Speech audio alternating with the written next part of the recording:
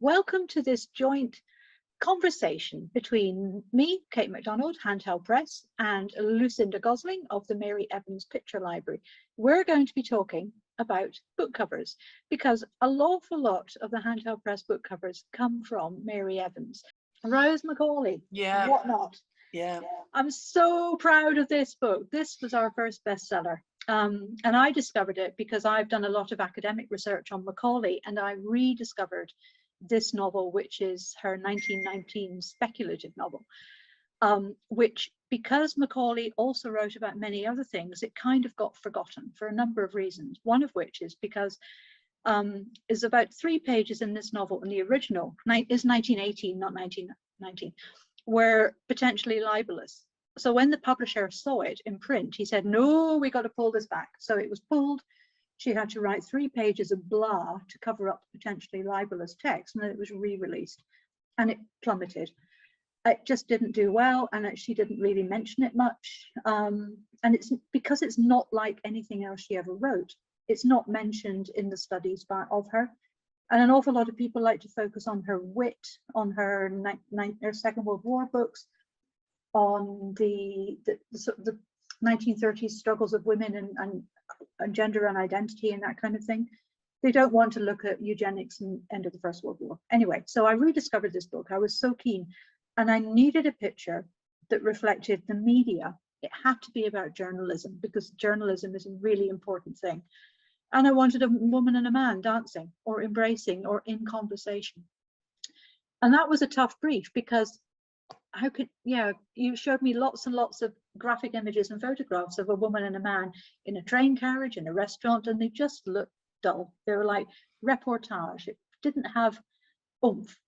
And then you pulled this one out, and it's this couple looking at a crossword puzzle. But you don't really see that because it's just a newspaper to us. But originally, it was a cartoon laughing at the crossword puzzle.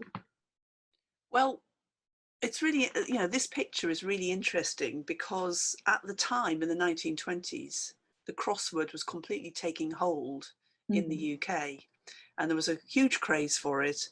And the illustrated magazines, the ones that we have in our archive, picked up on it and used it as a theme quite a lot, for satirical and humorous pictures. And this is what these magazines did. I mean, when I'm talking about the Bystander, the Sketch, the Tatler. Tatler's the only one, obviously, which still exists in some form today, although quite different. But they were stuffed with humorous pictures. You don't get that in sort of magazines in the same way. And this one is by Reginald Higgins. Now, Reginald Higgins, I don't think he's a very well-known name anymore, but actually he's probably better known as he did a lot of travel posters. So if you Google him, you will find some real stunners by him. I was even looking this morning at a fantastic St Andrews golf poster, which he did around the same time as that picture, actually, mid-1920s. And I think it sold for about £9,000. So there you are, a very able posterist. But all these, he also did a lot of stuff for these magazines, and he specialised in depicting the modern girl, often looking very androgynous. He liked to do jokes about girls getting eaten crops, or about wearing trousers and, being the one who wears the trousers, smoking, that sort of thing. And it was slightly humorous, slightly mocking, but also slightly admiring. So this picture is completely, a sort of beautiful snapshot of the mid-1920s of, what modern young people were getting up to. So I kind of, that's, and again, the colours, that was sort of necessarily, they were printed in those 2 colours, red and black and grey. And but that works again from a graphic point of view. Yeah, and it's a gorgeous dress. I mean, there's some beautiful descriptions of clothes in the books, in the novel, and that one is not depicted, but it should have been, because it's a cracker. It's a beautiful garment, and it just reflects the mood of the novel perfectly, and it's just a brilliant match.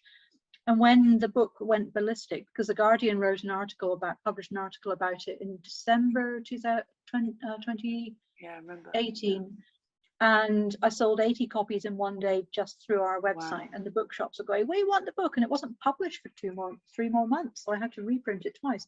So this book's done really well. And I think the cover is so much part of that, because it's just so attractive.